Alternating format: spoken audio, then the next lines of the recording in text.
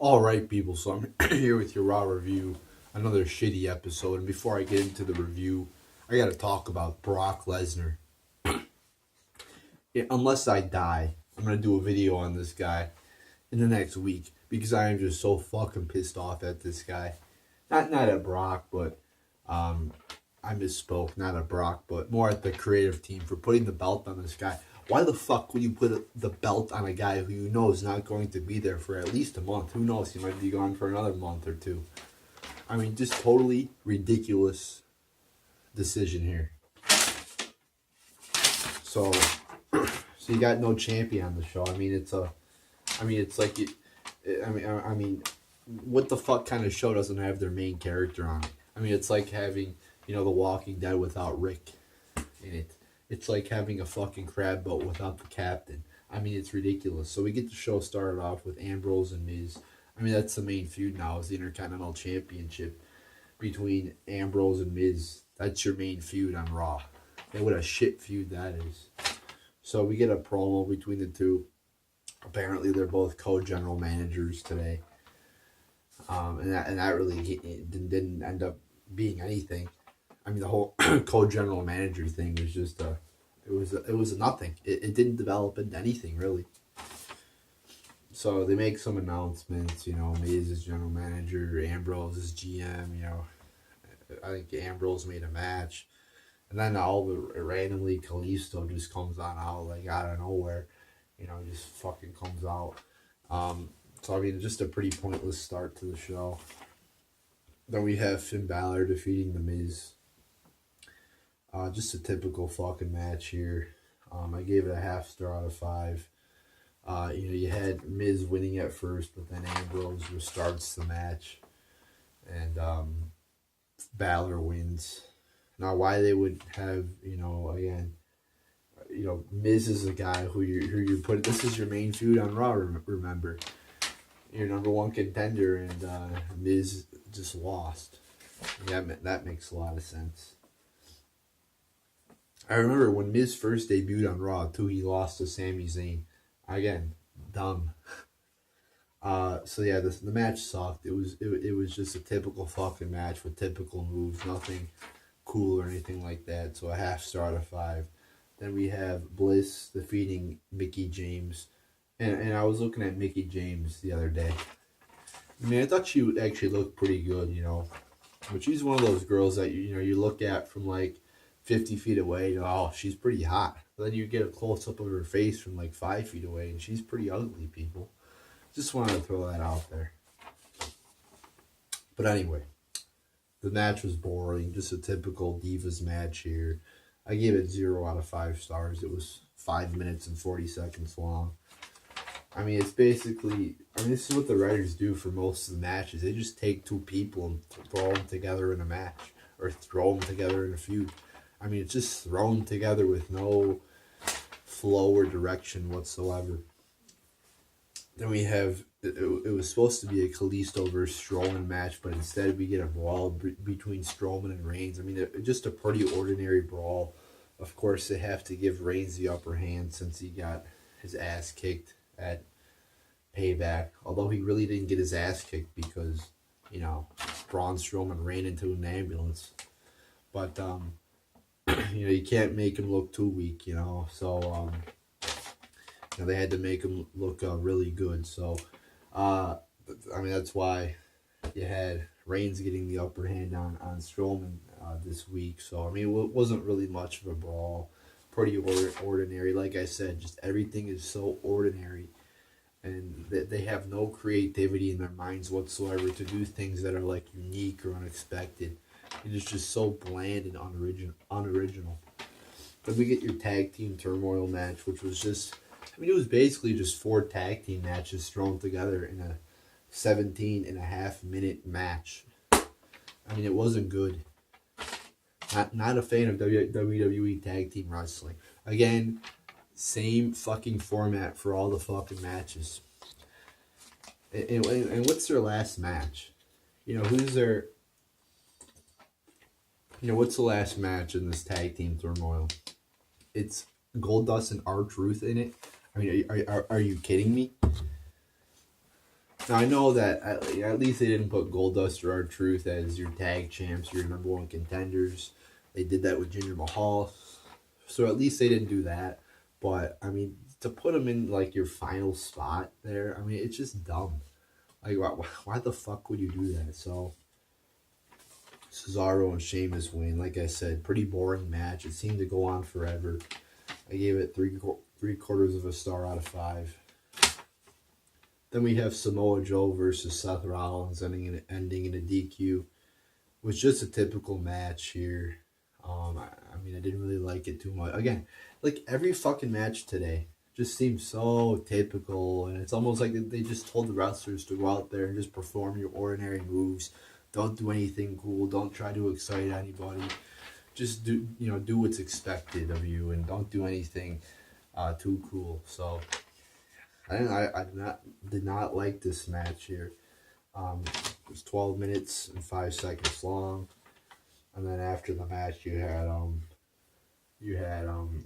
I wrote beats him up after the match. I don't even, to be honest, people, I don't even remember who beat up who. I would have to think about that. And I don't want to take a moment to, pause in the middle of my video here. So whoever beat up who is, it's pretty much irrelevant anyway, because I mean these feuds are going nowhere.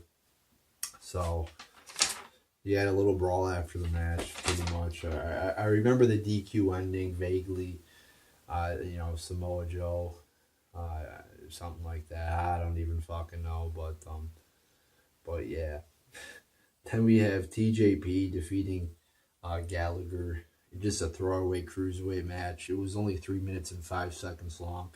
0 out of 5 stars here. Then Aries appears for like a minute after the match. Just a throwaway match. Again, 3 minutes. I mean, are you kidding me? For a cruiserweight match, just terrible.